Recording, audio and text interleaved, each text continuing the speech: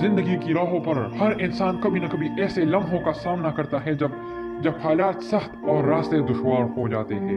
ये लम्हे जो अक्सर हमें परेशान करते हैं, हकीकत में हमारे अंदर की ताकत और सब्र की आजमाइश होते हैं।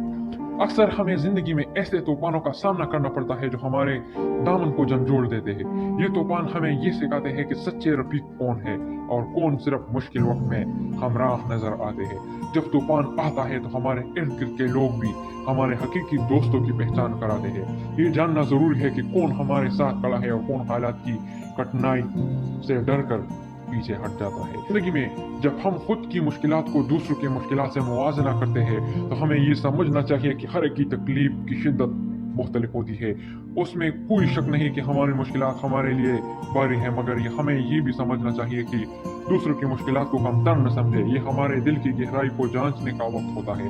जब हम दूसरों की तकलीफ को महज ड्रामा समझने लगते हैं तो हम अपने दिल में मुनाफिकत की दंत डाल रहे होते हैं। सच्ची हमदर्दी और मोहब्बत की कामयाबी हमारे अंदर की हकीकत को बेनकाब कर देती है।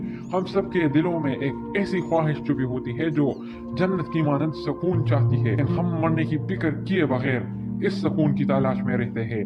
ये एक अजीब सा तजाद है कि हम एक तरफ सुकून की ख्वाहिश रखते हैं और दूसरी तरफ उस दुनिया की खौफ और मुश्किलात का सामना करते हैं।